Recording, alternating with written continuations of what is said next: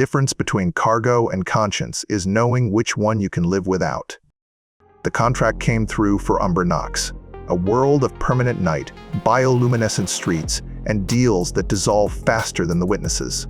Names Arik Merrick, Ombroro. Contract enforcement, asset recovery, the jobs nobody else touches. My AI partner Flint handles the odds. I handle everything else. Standard retrieval. Locate a trafficker named Zaldo. Recover stolen cargo. Deliver to client. Clean extraction. Clean payout. Then Clan Vexul showed up, and a routine contract became a choice between everything I am and everything I won't become. Contract complications. The Nightfall's cockpit hummed with the kind of silence that meant Flint was thinking. Anything? I asked, running a systems diagnostic on the phase flicker harness. The cooldown timer flickered, 2.87 seconds. Within spec. 17 open contracts, Flint said through the ship's comms. His voice had that dry precision I'd grown accustomed to. 14 are retrieval jobs, 2 assassinations, 1 categorically inadvisable. Inadvisable 1, pay well? Exceptionally. Also, the target is a Veil Warden custodian with 3 clan bodyguards. I snorted. Pass. Already filtered it out. Reviewing the remaining 16 for probability of success, payout ratio, and likelihood, you'll survive the experience. That was Flint, always calculating whether I'd make it back. I appreciated it more than I'd ever say out loud. I leaned back in the pilot's seat, watching the star field through the viewport. Shadow Nexus hung somewhere behind us, a dark smudge against darker space. Home base. Or close enough to one. Find me something clean, I said. Retrieval preferred, no civilian complications. Defining clean remains your most optimistic delusion. A pause. Contract NX7741, recovery operation. 110,000 credit payout. Client is a Zephyrian collector from Stygian Accord territory. Paid 50,000 credits advance for rare wildlife delivery. Dealer failed to deliver. Client wants either reimbursement or the assets. Wildlife dealer? Zaldo Choga. Zephyrian, former military, specializes in exotic animals. No delivery after payment. No communication for 6 rotations. 50,000 advance. That meant either very rare animals or very illegal ones. Probably both. Criminal record? Dishonorable discharge 8 years ago. Smuggling charges. Multiple violations of interspecies commerce regulations. Flint's tone shifted slightly, the verbal equivalent of a shrug. Standard black market resume. And the client? Legitimate. A collector with proper licensing for exotic fauna. Payment processed through verified channels. He appears genuinely aggrieved at the lack of delivery. So the client was clean and the dealer was dirty. That simplified things. Where's Choga? Unknown. Last confirmed location was a fuel depot in the outer expanse. After that, Flint displayed a star map across my HUD, 20 systems highlighted in amber. Open contract. Multiple hunters deployed. First to locate, wins full payout plus recovery bonus. Competition. That complicated things. I studied the map. 20 planets scattered across the fringe. Most were industrial hubs or trade stations, logical hiding spots for someone running scared. A few were backwater colonies where credits bought silence. And then there was Umbra Nox. My eyes kept drifting back to it. Perpetual darkness, bioluminescent forests, nocturne controlled with a Ravask presence that made most people nervous. Not the kind of place you'd hide unless you wanted to disappear completely. Or unless you had cargo that required very specific environmental conditions. Umbra Nox, I said. Flint was quiet for a moment. Probability assessment indicates 7 more likely destinations. Umbra Nox ranks 14th for cold, dark, and wet, I cut in. If he's sitting on live cargo that can't handle heat or light, he'll pick a world like that. Limited surface ports, plenty of places to hide, and Ravask presence keeps law enforcement cautious. A pause. Your instincts remain statistically questionable. And yet here we are. Indeed, the dry sarcasm was thick enough to cut. Accepting contract NX7741, uploading mission parameters, calculating subspace entry point. The Nightfall's rift generator began its warm-up cycle, a low thrumming that vibrated through the deck plating. I ran through my pre-jump checklist: phase flicker charged, optic shroud suit at full battery, neural disruptor loaded, micro-drones in standby mode. Entry point calculated, Flint announced. Opening rift in 30 seconds. I watched the star field shimmer as the Nightfall's bow array began tearing a hole in normal space. Reality split like torn fabric, revealing the writhing chaos of subspace beneath. Entering subspace, Flint said. The ship lurched forward and dove through the tear. Subspace hit like it always did. Wrong colors bleeding at the edges of perception, gravity pulling in directions that shouldn't exist. The cockpit's filters darkened automatically, keeping my eyes from trying to process things human brains weren't designed for. The Nightfall shuddered as subspace currents caught us, the nav display showing them as tangled red and white lines flexing like living things around our hull. Subspace transition complete, Flint reported, locating Umbranox hyperspace corridor. I gripped the controls, riding out a gravity spike that tried to push me sideways in my seat. Subspace was chaos. You either learned to feel the currents or you got shredded by them. Hyperspace corridor HXUMB4 located, Flint said. Distance 12,000 kilometers. Alignment course calculated. The corridor appeared on my display as a bright, stable line cutting through the madness, a rail through the chaos. Take us in. The Nightfall angled toward the corridor, engines compensating for the cross currents. I felt the ship strain slightly, then the corridor caught us. The transition was immediate. Chaotic subspace gave way to the stable tunnel of hyperspace. Light stretched into lines of light, and my stomach did its usual flip and settled. Hyperspace transition complete, Flint said. Estimated time to arrival at Umbranox, 4 hours, 17 minutes. 4 hours. Enough time to prep, review the intel we had on Umbranox, and wonder if my instinct was about to waste fuel and time. Flint's avatar appeared on one of my secondary screens, a simple wireframe shape he'd chosen himself. You're confident about this. It wasn't a question, but I answered anyway. No. Excellent.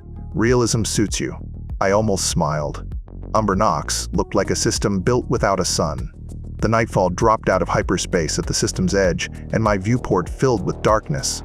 Not the empty black of void space. This was different. Heavier. The black dwarf star at the system's heart gave off almost no visible light, just a faint infrared glow that my sensors translated into a dull crimson haze. Cheerful place, I muttered. Orbital probe deployment recommended, Flint said. Standard surveillance protocol. I nodded, already keying the sequence. The Nightfall's ventral bay opened, and a stealth probe dropped free, its micro-thrusters firing in silent puffs. It would position itself in high orbit, monitoring traffic and communications while staying invisible to most scanning arrays. Probe deployed, Flint confirmed. Establishing uplink. Traffic monitoring active. What's the picture? Moderate commercial activity. 3 freighters in holding orbits. 2 system patrol craft, Imperium of Scythe markings. 1 unidentified vessel transitioning to hyperspace, now departed. A brief pause. No unusual alerts. Docking clearance to ASP-3 appears routine. ASP-3. Ashima Spaceport. One of the few surface facilities that catered to off-world traffic. The rest of Umbranox's infrastructure was either underground or hidden in the perpetual night. Take us in, I said. The Nightfall angled toward the planet.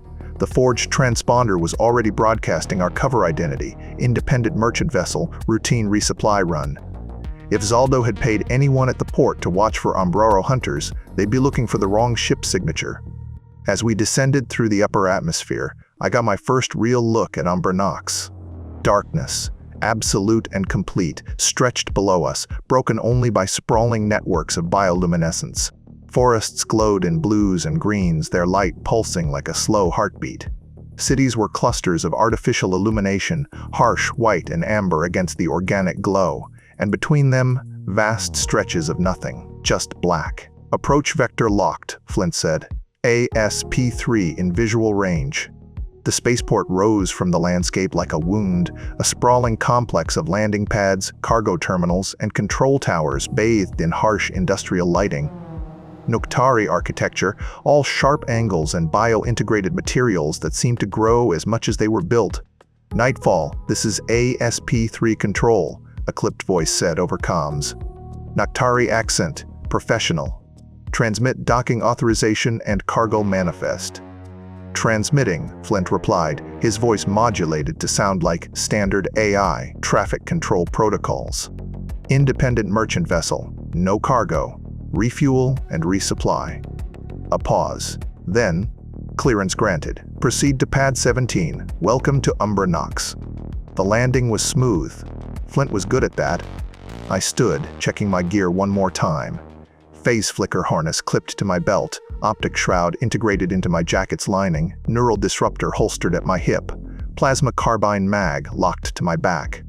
6 micro-drones in their carrying case, each no larger than my thumb. Assessment? I asked. This should be routine, Flint said. Locate dealer. Recover payment or assets. Return to Shadow Nexus. Estimated mission time, 18 to 30 hours. That easy? Probability suggests otherwise, but I prefer optimism when it's statistically defensible. I descended the ramp into Umbra Nox's perpetual night. The spaceport smelled like ozone and fuel, cut with something organic, maybe the bioluminescent moss growing in the cracks between deck plates. Noctari moved through the terminal with fluid efficiency, their glowing cybernetic eyes tracking everything. A few off-worlders dotted the crowd. Humans, a pair of Valerians, something large and furred I didn't recognize. Nobody looked at me twice. Good. Docking records, I sub-vocalized, keeping my voice below conversational level. The comms bead in my ear would pick it up. Accessing, Flint said. Port Authority systems are adequately secured. Penetrating now. I found a bench near a viewport and sat, pulling out a data pad. To anyone watching, I was just another traveler killing time. In reality, I was reviewing what Flint fed me. Dealer arrived 6 rotations ago, Flint said. Ship designation, Carrion Wind. Zephyrian light freighter, registry out of date. Docking fee paid in untraceable credits. No departure record. Still here? Unlikely. Records show standard 2-rotation turnaround for most vessels. The Carrion Wind has been logged as docked for 6 rotations, but no power draw, no life support activity, no resupply requests. Someone scrubbed the departure data. Confirmed. The deletion was thorough, professional, but not perfect. I allowed myself a thin smile. Flint loved finding imperfections. Customs logs? Also sanitized. However, financial records show anomalies. Customs clerk Hal Drennick received a payment of 5,000 credits 3 hours before the Carrion Wind's records were altered. Hal Drennick, human name. That might make this easier or harder depending on whether he was smart or just greedy. Where is he? Shift ends in 20 minutes. Personnel records indicate his station is on the south side. Maintenance corridor provides the most direct exit route, less monitored than main concourses. Perfect. Send me a route. A path illuminated on my HUD, overlaid on my vision through the neural interface. I stood, slinging my gear bag over one shoulder, and started walking. The maintenance corridor was exactly what it sounded like. Narrow, dimly lit, lined with conduit and ventilation ducts. A shortcut for station personnel, not monitored as heavily as the main concourses. I positioned myself near the exit, leaning against the wall like I was waiting for someone. 3 minutes later, a man in a rumpled spaceport uniform pushed through the access door, already pulling out an ashvine stick. Hal Drennick, mid-30s, soft around the middle, the kind of face that screamed middle management and minimal ambition. He didn't see me until I stepped into his path. Drennick. He froze, hand halfway to his mouth. Do I know you? Not yet. I kept my voice level. But you know Zaldo Choga. His face went pale. I don't. You erased his departure records. 5,000 credits. 3 hours before the Carrion Wind disappeared from your logs. I don't know what you're... Flint, I said calmly. Mr. Drennick. Flint's voice purred through my external speaker. Your last 14 months contain enough irregularities to get you detained on suspicion alone. If I forward a packet to Imperium Intelligence with your name on it, you won't see your apartment again this week. Drennick's face went from pale to gray. Imperium Intelligence? No. No, wait. I'll talk. He glanced around, wild-eyed. Just not here. I gestured deeper into the corridor, away from the exit. He stumbled forward, and I followed. The Zephyrian, I said. Where did he go? I don't know, He paid me to wipe his records, that's all. Not all. I let the silence hang. What else? Drennick swallowed. He asked about routes into Ashima, the old industrial sector. Said he needed somewhere quiet. He had cargo. Yeah, big crate, life support systems active. I didn't ask what was in it, I don't. You don't ask questions. Got it. I pulled out a data chip. Bioscan data. The dealer's signature. Drennick fumbled with his datapad, hands shaking, and uploaded a file. My HUD confirmed receipt. Zephyrian biometrics. Full scan. One more thing, I said, leaning in slightly. You're going to forget this conversation. What conversation? Drennick said immediately. Smart man. I walked past him, back toward the terminal. Behind me, I heard him let out a shaky breath and light his ash-vine stick. You let him off easy, Flint observed. He gave us what we needed. And if he warns Choga, he won't. He's too scared of Imperium intelligence knocking on his door. Fair assessment. I stepped out of the corridor into the main terminal, already planning the next move. Ashima. Industrial sector. Life support crate. Time to see what Zaldo Choga was really delivering. The grav bike hummed beneath me as I guided it through the veil-shrouded forest, the landscape unfolding in shades of blue and green bioluminescence. Trees rose like pillars on either side of the narrow road, their bark glowing softly, while overhead canopy pulsed with faint light, alien photosynthesis in reverse. It was beautiful in a way that made my tactical instincts itch. Too much cover. Too many sightline obstructions. Contact. Ashima traffic control in 7 minutes, Flint said through my helmet comms. Recommend switching to personal cover identity. Already queued. I adjusted the bike's registry beacon. Independent courier. Nothing interesting. The forest gave way to open terrain, dark plains dotted with glowing fungi clusters, and then, abruptly, the city appeared. Ashima sprawled across the landscape like a living organism, its architecture blending Noctari biotech with standard industrial construction. Buildings rose in organic curves, lit from within by soft bioluminescence, while factories and warehouses squatted between them like scars. The old industrial sector formed the city's eastern edge, a rusted maze of decommissioned facilities and forgotten infrastructure. Perfect place to hide. I guided the bike into the city limits, following traffic lanes marked by light strips embedded in the pavement. Noctari watched from walkways and balconies, their glowing eyes tracking my passage with casual curiosity. 2 blocks from the industrial sector, I pulled into a side alley and killed the bike's engine. Deploying drones, I said, opening the case. 6 micro-drones launched in near silence, their anti-grav units barely audible even to me. They dispersed into the night, spreading across the industrial sector in a search pattern. Bioscan triangulation active, Flint reported. Searching for Zephyrian signature. I waited, watching the drone feeds on my HUD. Abandoned warehouses, empty loading docks, rusted gantries.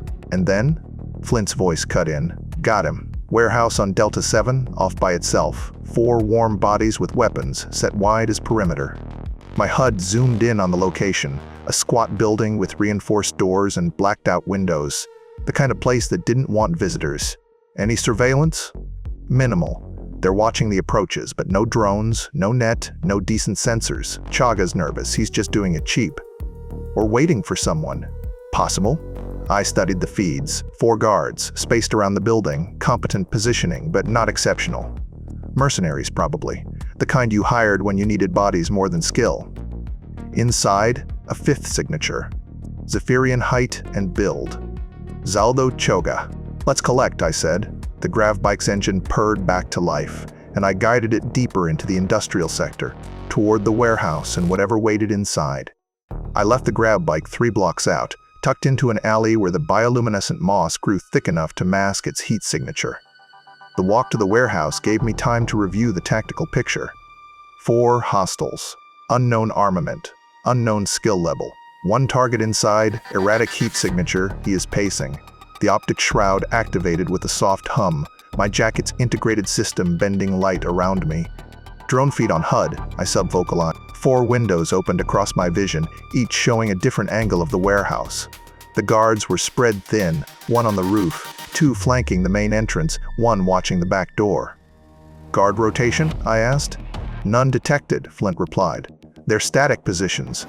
Discipline is adequate, not exceptional." "Mercenaries, then." "Perimeter breach in 3 minutes," I said. "Acknowledged." Micro-drone.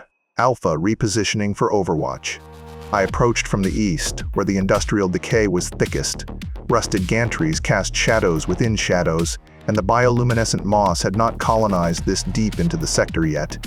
Just darkness and corroded metal. The guard on the roof never saw me. One moment he was scanning the approach roads, the next my neural disruptor was pressed against his spine. The weapon pulsed once, and he dropped like a puppet with cut strings. "Roof clear," I reported, dragging the guard behind a ventilation unit. "Second target, north entrance, 20 meters. I moved to the roof's edge and looked down. The guard below stood in a pool of amber light from an industrial flood, rifle slung casually across his chest. Relaxed. Bored. I dropped behind him, phase flicker engaging mid-fall. The world stuttered, 3 seconds of spatial distortion, and I blinked from free fall to ground level, landing in a crouch 5 meters behind him. He started to turn, some instinct warning him. Too late. The neural disruptor hummed, and he joined his friend in unconsciousness. North entrance clear, 2 hostiles remaining. "Third target repositioning," Flint warned, "moving toward your position." I pressed against the warehouse wall, optic shroud rendering me invisible. Footsteps approached, heavy boots on cracked pavement. The guard rounded the corner, muttering something in a language I did not recognize. He paused, looking at the empty space where his companion should have been. "Krev," he called out. I stepped up behind him and applied pressure to the neural cluster at the base of his skull. He dropped without a sound. "3 down," I said, pulling him into the shadows. "Fourth?" "South exit, unaware." I circled the building, moving through the industrial debris field. The 4th guard stood with his back to a rusted cargo container, checking his datapad, probably messaging someone, complaining about the tedious job. The neural disruptor made its 3rd whisper quiet pulse. "All hostiles neutralized," I reported. "Target remains inside, no movement detected." I approached the main entrance, plasma carbine raised. The door was not locked, arrogance or stupidity, hard to say which. I pushed it open slowly.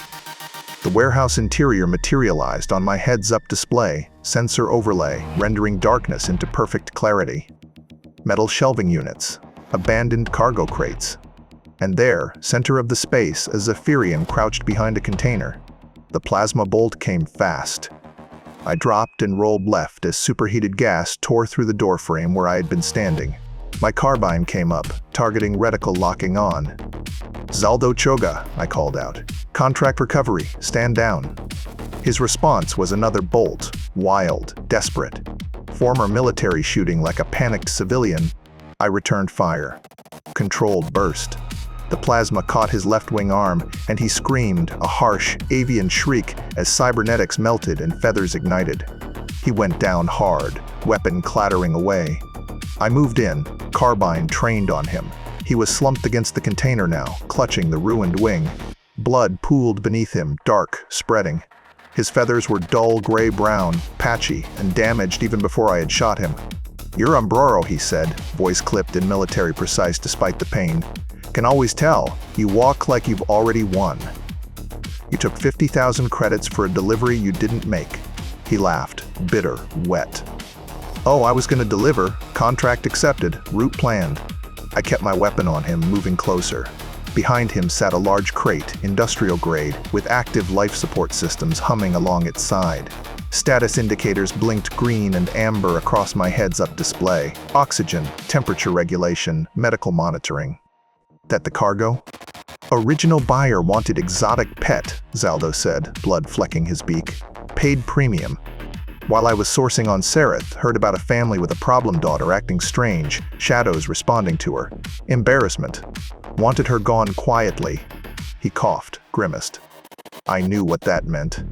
Eidolon sensitive, not just sensitive, strong. Wing Commander Chaga would have reported it. His eyes met mine, bitter self-awareness written across his face. But I'm not him anymore. My blood went cold. You were trafficking sentience. Was fulfilling contract, he said. Then realized what she was worth to the clans. Millions. Clan Vexul. They're coming. Should be here. Arik, Flint's voice cut through my comms, sharp with urgency. Multiple scan drones incoming. Configuration matches Vexul entropy-laced reconnaissance pattern. Estimated time to arrival, 4 minutes. Frack. I looked at Zaldo. He smiled, blood-stained and bitter. Told you, he said. I made a decision. Flint, prep the ship. Medical bay active. I'm bringing her. A pause. Then, this complicates the contract. I know. I moved past him to the crate, weapons still ready. The life support panel showed stable readings. I found the release mechanism and triggered it. The crate's side panel hissed open, vapor spilling out. Inside lay a girl, exactly as Zaldo had described. Sarathian, dark skin, the faint glow of red eyes visible beneath closed lids. Maybe 16 cycles old. She was unconscious, breathing steady but shallow. Drugged. A sedative IV line ran to her arm. Restraints held her wrists and ankles. She wore torn clothing and nothing else. No shoes, no personal effects except a small pendant around her neck. Dark stone that seemed to absorb light. Trafficked like cargo. I felt the cold professional detachment I'd cultivated for 6 cycles crack slightly. I disabled the restraints. The girl did not wake, her breathing steady but deep. The drugs would keep her under for hours. I disconnected the IV carefully and lifted her out of the crate. She weighed almost nothing. Malnourished. Behind me, Zaldo coughed, blood bubbling at his beak. Think you can beat Clan Vexul? I did not answer. You are dead, he said, settling back against the container. What was left of his military bearing fading fast. Should have stayed in the sky. I carried the girl toward the exit, moving fast. Behind me, I heard Zaldo breathing become ragged, labored, fading. 5 figures entered moments later, their movements precise and coordinated. They wore dark armor etched with spiral patterns, decay eating its container, the mark of Clan Vexul. The lead Vexul was tall, female, Ampherodon, judging by the ridge structure visible beneath her helm. She surveyed the warehouse with cold efficiency, noting the unconscious guards outside, the tactical entry points, the abandoned crate, and the dying Zephyrian. Zaldo Choga looked up as the Vexul squad surrounded him. 1 Husker, 4 Nats. Blood pooled beneath him. Where is the girl? The Husker demanded. Zaldo's beak clicked once. Omroro took her. You failed delivery. You wasted our time. She knelt, extending one hand. You're worthless. Wait. Zaldo tried to push himself up, desperation breaking through. I can get you more. Other sensitives from Sereth. I have contacts. I can. Too late, she said. The air around her hand shimmered with Eidolon energy, wrong somehow, entropy made visible. She placed her palm against Zaldo's chest. His eyes widened. The cybernetic components in his wing arms began to rust. Instantly, metal flaked to orange powder. Feathers crumbled to ash. The effect spread inward, oxidizing the reinforcement struts in his chest, the combat implants along his spine. Zaldo tried to speak, but his vocal modulator rusted through, collapsing into his throat. He died silently, his body decaying from the inside out, reduced to corrupted meat and rust dust. The Husker stood, brushing ash from her palm. Deploy hunter drones, she ordered. Track the bounty hunter, retrieve the asset, eliminate interference. And if he reaches his ship? One of the others asked. Then we follow. Clan Vexul does not accept failure. The grav bike screamed through Ashima's streets, the girl secured against my chest with emergency straps from my gear bag. She remained unconscious, her head lolling against my shoulder. Vexul hunter-killers deployed, Flint reported, his voice tense. Multiple drones closing. Entropy-laced ammunition detected. Ship ETA, I asked. 8 minutes. Current survival probability, suboptimal. Of course it was. I banked hard around a corner, the bike's repulsors screaming. Behind me, something exploded, a building facade crumbling as a Vexul drone's ammunition hit it. The crumble mark, probably. Structural integrity just failing. They're not shooting to miss, I said. Confirmed. 3 drones in pursuit. 2 more flanking from elevated positions. I activated the phase flicker, blinking the bike 30 meters forward. The pursuing drones lost line of sight for a critical second, their targeting lasers sweeping empty air. Then they adjusted, compensating for the spatial distortion. I wove through Ashima's industrial sector, using the terrain, narrow alleys between warehouses, overpasses thick with bioluminescent growth, anywhere the drones would have difficulty tracking. Micro-drones, counterfire pattern, I ordered. 2 of my 6 broke from recon formation, immediately engaging the Vexul hunters. They were not combat-rated, too small, too lightly armed, but they could distract. One of the Vexul drones exploded, caught by precision fire from my micro-drone. The other 4 kept coming. Phase flicker cooldown degrading, Flint warned. 4-second delay. You're pushing the harness beyond spec. I knew. The harness was rated for tactical repositioning, not sustained chase evasion. Every blink stressed the components, added milliseconds to the cooldown. Another explosion behind me. A support strut collapsed, the entire building facade sliding into the street. I gunned the bike's throttle, clearing the debris field by meters. 6 minutes to ship, Flint said.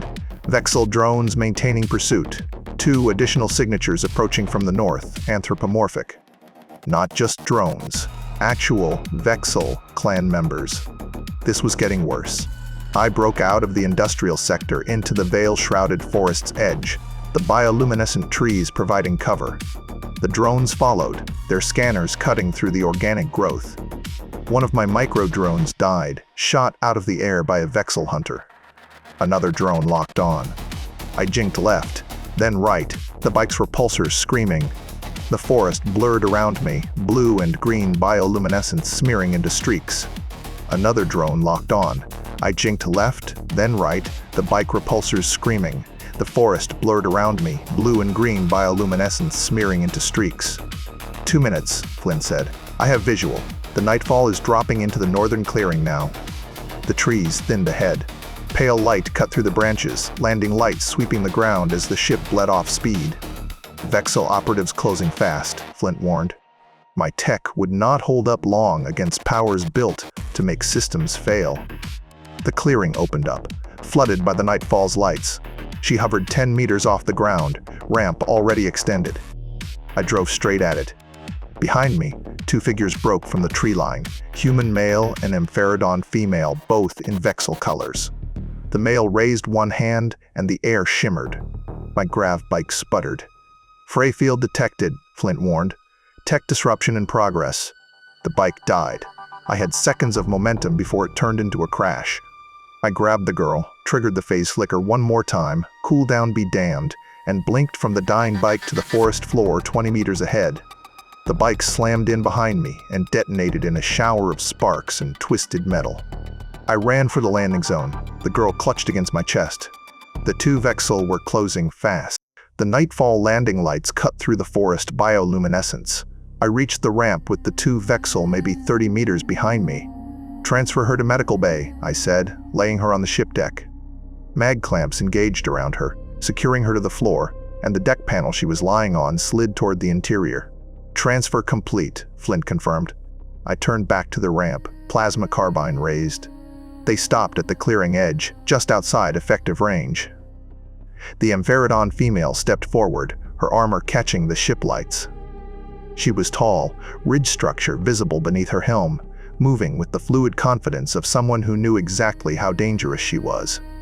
"Return the asset," she called out. Her voice carried easily across the distance. "Ampharodon vocal resonance, probably enhanced. Clan Vexul has claimed her." "She is not an asset," I said. "She is a person." The male, human, younger than me, with the kind of face that suggested he had grown up comfortable before joining a clan, laughed. Umbroro morality. Quaint. "Return her," the Ampharodon repeated, "or we take her." I kept my carbine trained on them, running probabilities. 2 Eidolon users against me.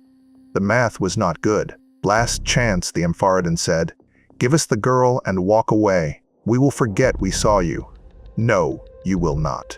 She smiled. Even at this distance, I could see it, sharp and cold. "No, we will not." The male moved first. One hand extended, and I felt the air thicken around my carbine. "Eidolon energy spike," Flint warned. The weapon casing began to oxidize, metal flaking to orange rust, composite materials crumbling. I dropped it before the effect could spread to my gloves. The weapon hit the ground and disintegrated into powder and rust flakes. Oxidize, Flint identified. The Ampharodon moved next, or did not move. One moment she was 30 meters away, the next she was 10 meters away, reality skipping like a scratched recording. Sheer step, Flint said. I drew my neural disruptor and fired. The male twisted, raising one hand. The air between us shimmered and the neural disruptor pulse scattered, the energy dissipating harmlessly. Freyfield, Flint said. Corrode, pin him down, the Ampharodon called out, moving to flank. On it, Spall, the male responded. They closed the distance. I triggered the phase flicker. Nothing happened. Just heat building in the harness, an error tone in my comms, and the sick realization that I had cooked it in the chase. Whatever Freyfield was doing, it finished the job. Conventional tactics then. I moved left, using the Nightfall landing strut for cover, and deployed my remaining micro-drones. 5 launched immediately, swarming toward Corrode. He raised his hand, and all 5 fell from the air, their components corroding mid-flight, intricate circuitry rusting to powder before they hit the ground. Spall used sheer step. Reality skipped. She appeared 5 meters to my right. She extended one hand toward me, and I felt something in the air, a pressure building, wrong physics gathering. Eidolon energy spike, Flint warned. I dove left. Where I had been standing, the ground simply failed. Rock crumbled to sand, sand to dust, dust to nothing. A perfect circular crater appeared, edges crumbling inward. Crumble mark, Flint said.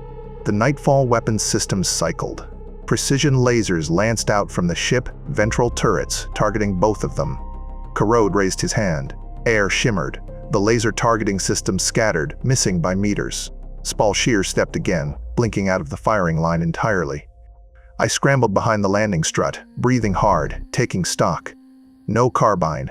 Phase flicker dead. Micro-drones destroyed. Neural disruptor useless against Freyfield. And 2 Eidolon users who could rust my equipment, disrupt my tech, teleport through space, and make solid matter fail at the molecular level. The math had gotten significantly worse. Arik, Flint said, his tone different now. Not tactical assessment. Something else. New plan required. I am open to suggestions. None that do not involve accepting poor odds. Corrode stepped forward, moving with casual confidence. Umbroro tech. Always impressive. Never enough. I drew my backup weapon, a standard kinetic pistol, no electronics to disrupt, and fired 3 rounds. Spall sheer stepped, appearing behind me. I spun, but she was faster. One hand caught my wrist, and I felt the wrongness of her Eidolon energy. Entropy made tangible, decay incarnate. My pistol grip began to crumble. I dropped it and threw an elbow at her face. She blocked, moved with trained efficiency, and swept my legs. I went down hard, the landing strut at my back. The Nightfall's lasers cycled again, targeting Spall. She sheer stepped back, reality skipping, putting 5 meters between us. Corrode raised his hand, and the targeting scattered harmlessly. Corrode approached from the front. "You fought well," he said, "for someone without gifts." Spall raised her hand. The air pressure changed again, building, about to release. I was out of equipment, out of tricks, out of time. "Arik," Flint said, his voice sharp and immediate, "take cover." Immediate compliance required. I did not question. 6 cycles of partnership meant I knew that tone. I threw myself behind the landing strut, pressing flat against the metal. "What?" Corrode started. A new sound cut through everything. An oncoming scream from high altitude. Then the sky fell. I had forgotten about the orbital probe. The stealth satellite I had deployed when we first entered Umbra Nox system. Reconnaissance hardware equipped with sensors, scanners, and a compact fusion core for long-duration operation. Flint had not forgotten. The probe hit the clearing at terminal velocity. The fusion core detonated on impact, turning the clearing into a white-hot bloom of light. From behind the landing strut, I threw my arm over my eyes against the flash. Heat and radiation followed, intense but brief, the Nightfall's hull and my suit shielding taking the worst of it. The shockwave came next, slamming against the ship hard enough to rock it on its landing gear. Then silence. Almost silence. Just the ringing in my ears and the crackling of superheated ground cooling. I looked around the landing strut. The clearing was gone. In its place was a crater, edges glowing with residual heat. Bioluminescent moss had been flash-burned away, leaving scorched rock and glass. And in the crater, two bodies. Corrode lay sprawled on his back, his right arm and most of his torso charred black. He had tried to use oxidize on the explosion itself, tried to decay the fusion reaction before it could reach him. The entropy feedback had backfired catastrophically, rusting his cybernetics from the inside out while the thermal bloom cooked him. His chest did not move. Blood pooled beneath him, already cooling. Spall was 10 meters away, half buried in debris. She had managed a partial sheer step, enough to avoid the direct blast, but the spatial distortion had torn through her midsection when the shockwave hit. Her armor was shredded, and dark blood spread across the scorched ground. Both dead, or close enough that it did not matter. I stood, every muscle protesting. Burns on my arms where the heat had gotten through, ringing in my ears, taste of ash in my mouth. But alive. I turned and walked up the ramp. I sealed the ramp behind me. Pre-flight complete, Flint said. Ready to launch. Launch. Launching. The ship lifted, smooth and immediate. Through the cockpit viewport, I watched the crater fall away beneath us, glowing edges fading as our landing lights swept upward, swallowing the scene in Umbra Nox absolute darkness. That probe cost 40,000 credits, Flint said as we climbed through Umbra Nox atmosphere. I let out a breath. Yeah, we broke atmosphere. The nightfall sensors showed system traffic, commercial vessels, patrol craft, nothing concerning. The forged transponder was still broadcasting our merchant cover. Vexul signatures, I asked. None in immediate pursuit. However, Flint paused. I am detecting one active scan drone. Vexul configuration, extreme range, passive tracking mode. I pulled up the sensor display. There.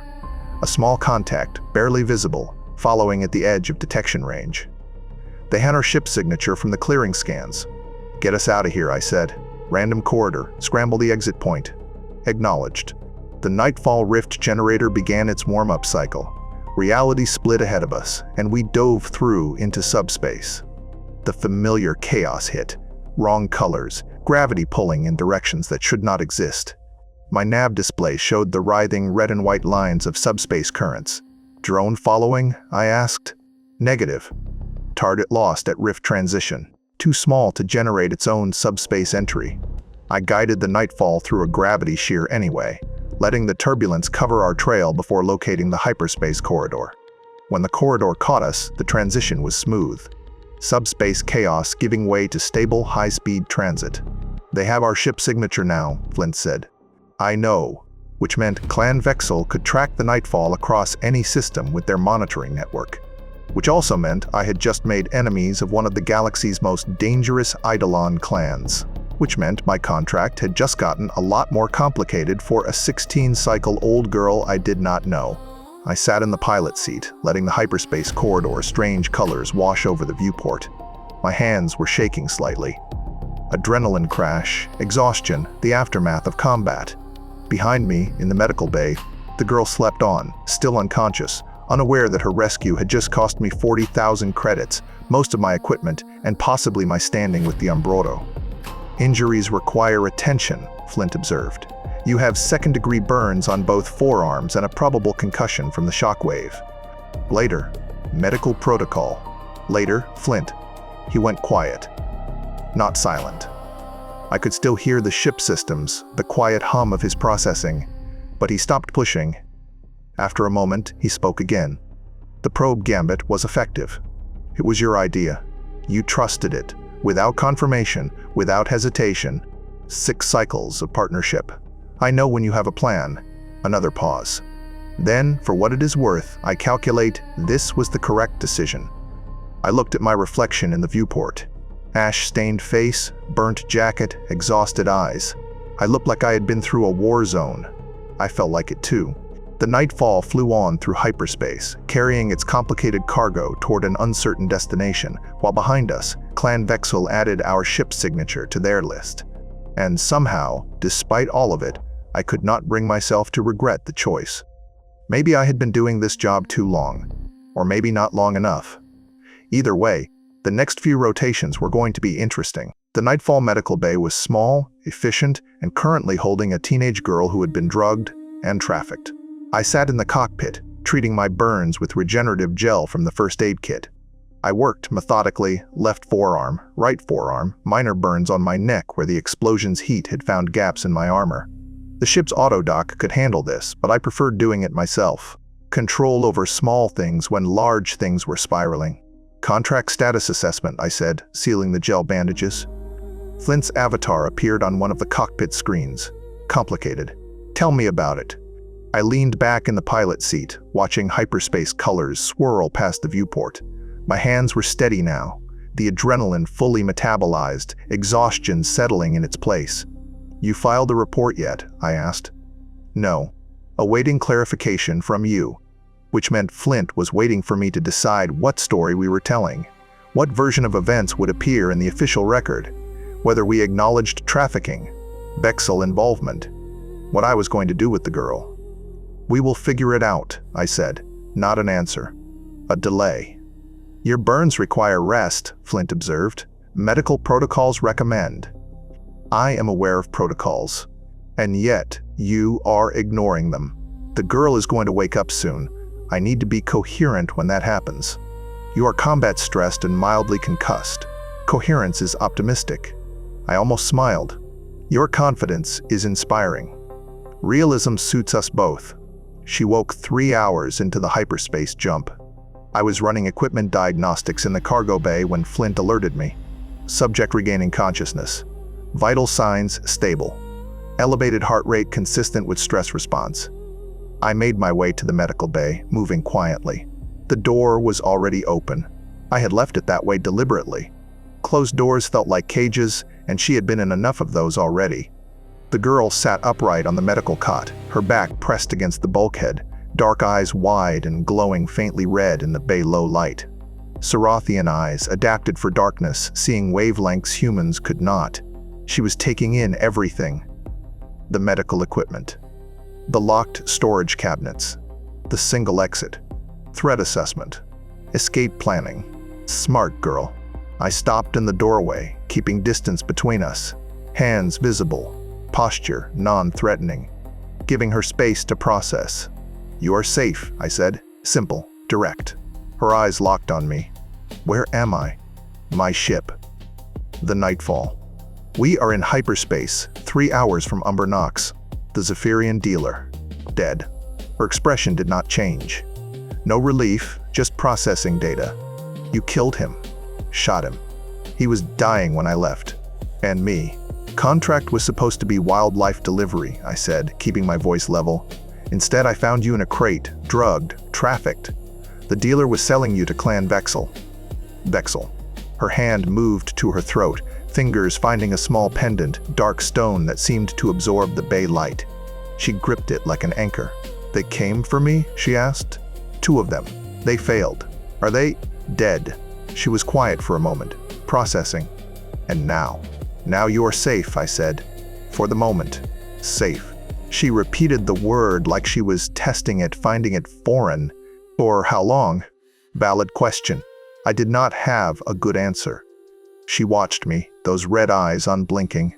Serothians have nictitating membranes. They can go minutes without blinking when focused. It was unsettling even when you knew the biology.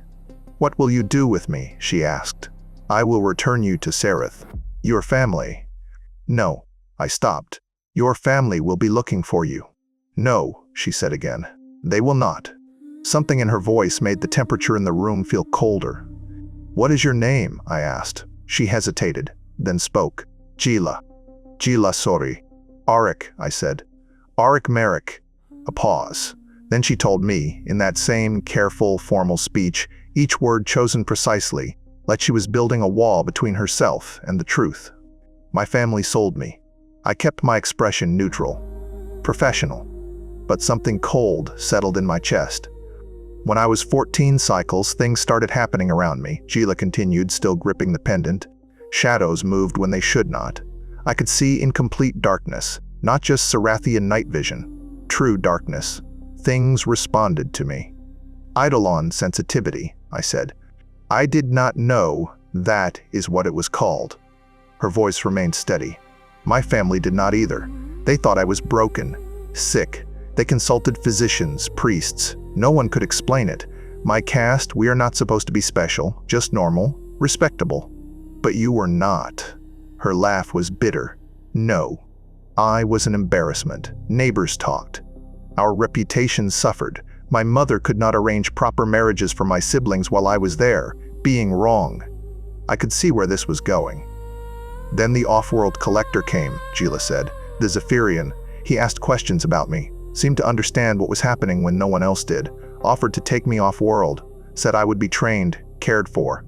Her fingers tightened on the pendant. He and my mother negotiated. My family agreed that night. You tried to run, I said, the next morning. But I did not get far. She looked down at her hands. I remember running. Then a sound, like something charging. After that, she stopped, swallowed. I woke up here. Arik, Flint's voice came through my comms, quiet. Timeline suggests the dealer used client funds to acquire her. The client paid $50,000 for wildlife delivery. Dealer never delivered. Instead, he bought the girl, which meant Zaldo had used the client's money to buy her and planned to flip her to Vexul for millions. If you send me back, Gila said, meeting my eyes, they will probably just do it again. To someone worse. What do you want to do? She blinked, like the question itself was foreign. What? I'm asking what you want. The question hung in the air between us. Judging by her expression, something no one had ever asked her before. I do not know, she said. I left the medical bay, letting her rest. She needed time to process, and I needed space to think. Flint, I said finally. Yes. I need a contact. Someone who understands clan politics, Eidolon recruitment. Flint processed this for a moment. Your Concordium contact. Damian Risen, former intelligence officer, now consulting for Vale Warden stabilization operations. He would have knowledge of clan structures. I pulled up a contact list I had not touched in 3 cycles. Encrypted files from my Concordium days. People who had left the military for various reasons, scattered across the fringe. There. Damian Risen. Last known location. The Nexus Vault. Near the Abyssal Veil. Transmitting encrypted contact request now, Flint said. A pause. Response received. Audio only. Patching through. A voice crackled through the comms, carrying the clipped tone of someone who'd spent too long in intelligence work. Arik Merrick. It has been, 3 cycles? About that. Damian. And you are calling because you need something. What kind of trouble did you find? I have a 16-cycle-old Sarathian girl. Eidolon sensitive. Clan Vexul tried to acquire her through a trafficking deal. I need to know what options exist for someone like her. Damian was quiet for a moment. Walk me through it. Who discovered her first? A black market dealer. Bought her from her family, contacted Vexul, and Vexul sent operatives. At least 2 came after me. Ampharodon, female, human male. What happened to them? Dead. Orbital probe kinetic strike. Took them both out. Another pause. Any others? Unknown. I left the warehouse before their full squad arrived. The dealer was dying when I extracted the girl. Probably did not survive long after. Did any of them make a formal recruitment offer to the girl? No. She was droned in a crate. The dealer was selling her like cargo. So Vexul discovered her, but never attempted legitimate recruitment. Damian's tone shifted slightly, less questioning, more analytical. That changes things. Standard process is, first discovery gives recruitment rights, but they have to follow protocol, make an actual offer. She can refuse, then goes to the Silent Spires. Never heard of them. Neutral clan. Historians and lore keepers, they handle Eidolon sensitives who refuse their initial recruitment, or cases where the discovery was irregular. Damian paused. What is the girl's current status? On my ship. Safe. Does not want to go back to her family. And the 2 who pursued you, confirmed dead. Very good. That means technically the recruitment process never started. Vexul can claim first discovery, but they botched it by using a trafficker instead of following proper channels. That gives us room to work with. So what'll I do with her? Bring her to the Nexus Vault. I can arrange introduction to a Silent Spires representative. We'll explain the situation, botched acquisition, no formal recruitment. Spires can take it from there. Give her training, protection, actual choices. And Vexul. If they want her, they will have to go through proper channels. Make a formal offer. She can refuse. Then she is free to choose her own path. Join another clan, stay with the Spires, whatever she wants. I let out a breath I didn't know I had been holding. When can you meet? I'm at the Nexus Vault now. How far out are you? 47 hours, Flint said through the comms. I'll have someone from the Spires here by then. Damien, I owe you. You do. And I'll collect someday. Rising out. The connection cut. Well, Flint said. That was more productive than anticipated. Set course for the Nexus Vault, I said. Already done. This violates standard contract protocol, you realize. Allocating mission resources to non-client objectives. I am aware. The Umbral Council will require explanation. I will handle it. Your professional standing. Flint. I cut him off.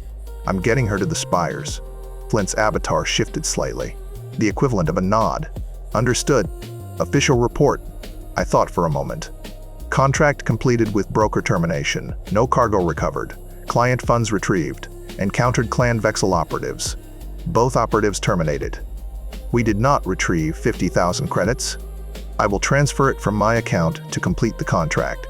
Contract payout is 110,000, minus 50,000 reimbursement, minus 40,000 probe loss. Net profit, 20,000 credits. Not your most lucrative contract, Flint replied. But I'll sleep better. Understood. Despite everything, the exhaustion, the burns, the knowledge that I had just made enemies of Clan Vexul, I smiled. You are getting creative in your old age. 6 cycles of field exposure to your decision-making process has corrupted my base programming. Is that a problem? Unknown. But it appears to be permanent. I found Gila still in the medical bay, staring at the viewport set into the bulkhead. Hyperspace colors played across her face. Impossible hues that standard physics could not explain. I need to explain something, I said from the doorway. She turned, guarded but listening. I am taking you to a place called the Nexus Vault, about 47 hours from here. I have a contact there. Former intelligence, works with the Veil Wardens on subspace stabilization. He is arranging for you to meet with representatives from the Silent Spires. The Silent Spires. She tested the words carefully. A neutral clan. They keep clan history, handle situations like yours. I leaned against the doorframe. Clans recruit Eidolon-sensitive people. There are protocols.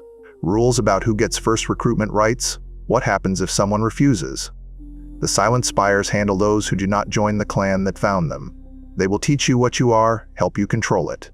Give you actual choices about your future. Choices. Her hand touched the pendant. What kind of choices? Other clans can offer recruitment. You can refuse all of them. Stay with the Spires for training. The point is, it is your decision. Not your family, not Vexul. Yours. She was quiet for a long moment, processing. Then, quieter. And if Vexul comes after me again?